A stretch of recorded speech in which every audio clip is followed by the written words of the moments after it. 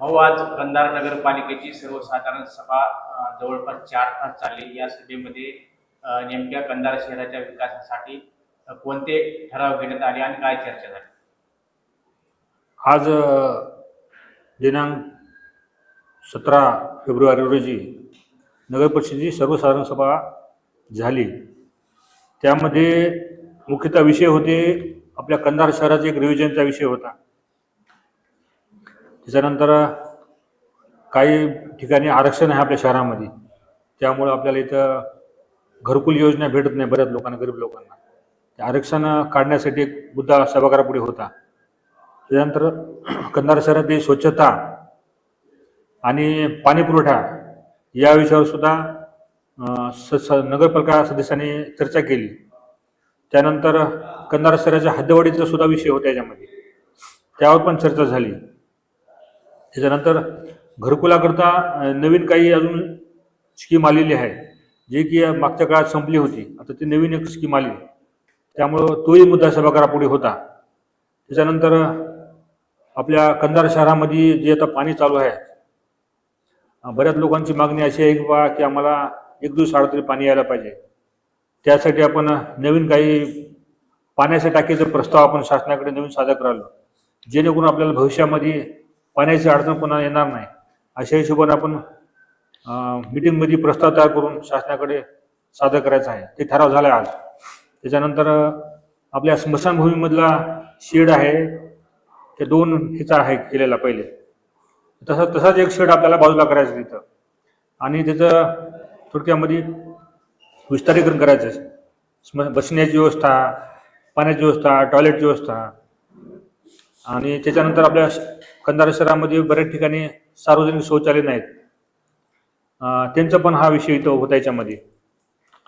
तर अशा प्रकारे मीटिंग झाली आणि सर्व खेळीमेळीच्या वातावरणामध्ये आजची सर्वसाधारण सभा पार पडली. विरोधकांकडून कशा पद्धतीने तुमच्या सभेला प्रतिसाद देण्यात आलाय किंवा कोणत्या विषयाला त्यांचा विरोध झालाय का? नाही, विरोधकांनी कुठल्या विषयाला विरोध केलेला नाही. काही 2 गोष्टीवर त्यांनी जरी काही बोलले असतील, पण ते सर्व विषय आज जे मीटिंगला विषय होते जवळपास सर्व विषय पास झालेले आहेत. नगरपालिकेच्या वतीने शॉपिंग सेंटर बांधलेलं आहे, ते शॉपिंग सेंटर सध्या वादाच्या भोवऱ्यात आहे आणि बंद आहे. अशा परिस्थितीमध्ये ते चालू करण्याच्या ऐवजी नाव देण्याचीच गडबड का करण्यात आली? त्याविषयी सभागृहामध्ये सविस्तर चर्चा झाली की बाबा आपल्याला हे शॉपिंग सेंटर चालू करायचं आहे, त्यासाठी काय करण्यात येईल. त्याच्यामध्ये आपण मागच्या वेळेस काही लोकांनी निविदा भरल्या होत्या बोलीसाठी, आणि बऱ्याच लोकांनी त्यामध्ये पैसेच दिले नाहीत, म्हणजे चेक बाउन्स झाले त्यांचे. अशा लोकांवर कारवाई करा म्हणून माझं सगळ्यात पहिले ठरलेलं आहे. आणि नवीन आपल्याला ते कसं सुरू करता येईल त्याची सुद्धा सभागृहाला माहिती देण्यात आलेली आहे, आणि भविष्यामध्ये ते कसं चालू करता येईल लवकर. न्यायपरुष असल्यामुळे त्याच्यामध्ये कोणी काही बोललं नाही, पण होईल थोडा लवकर सुरू करायचा आमचे प्रयत्न राहील.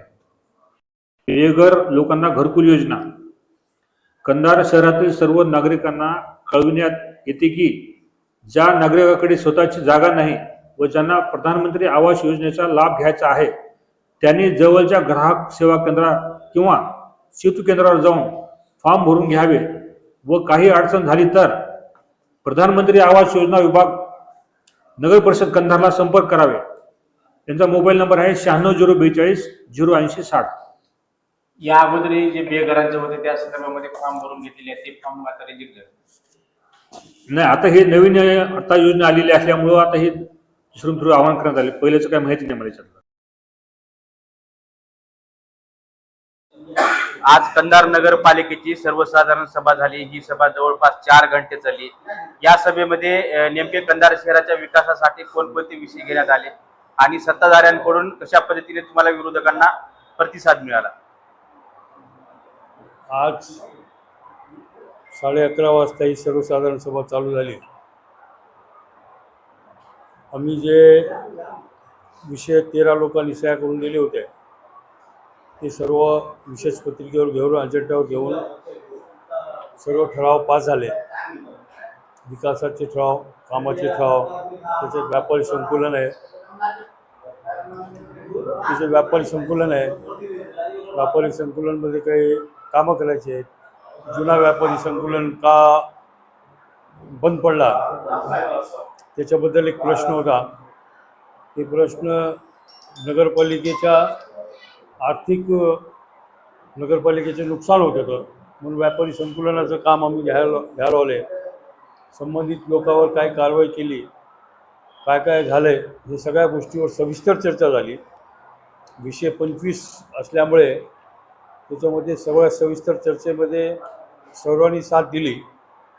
आम्ही जे विषय ठेवले होते ते विषयामध्ये आम्हाला काही बोलायचा विषयच नव्हता. आम्हीच कंधार शहराच्या विकासासाठी आपला विषय रिव्हिजनचा विषय होता, आकारणीबाबत विषय होता, नळपट्टीचा विषय होता, स्वच्छतेचा विषय होता, जे दलित वस्तीचे पद्धती बंद होते त्याचा विषय होता, आणि एक आरक्षणाचा विषय होता, हद्दवाढीचा विषय होता.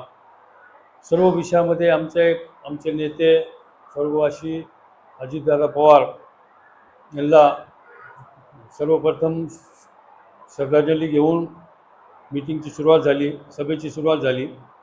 आणि शेवटी पुरवणीला विषय आम्ही दिला होता की अजितदादाचं नाव व्यापारी संकुलनाला देण्यात यावं. आमचे नेते प्रतापराव पाटील चिखलीकर साहेब यांच्या सूचनेनुसार खरी श्रद्धांजली अजितदादाला या रूपानं कंधार शहराकडून जावं अशी सर्वांची अपेक्षा होती. आणि सर्व सन्मान्य सदस्य, अध्यक्ष सर्वांनी त्याला संमती दर्शवली. ही ठराव पास झाला, हद्दवाढीचा ठराव पास झाला. एक फक्त विषय याचा होता, निविदा आली होती. एक लातूरचे तिन्ही निविदा असल्यामुळे ते निविदा करा एवढाच एक विषय झाला. बाकीचे सगळे शहराच्या विकासासाठी सगळे प्रयत्नशील राहू या हिशोबाने अशी मीटिंग झाली. चालू घडामोडींचे अपडेट्स जाणून घेण्यासाठी आपल्या हिंदवी बाणा न्यूज चॅनलला सबस्क्राईब जरूर करा. लाईक करा, शेअर करा व कमेंट देखील करा. बेल आयकॉनवर प्रेस करा व नोटिफिकेशन्स मिळवा.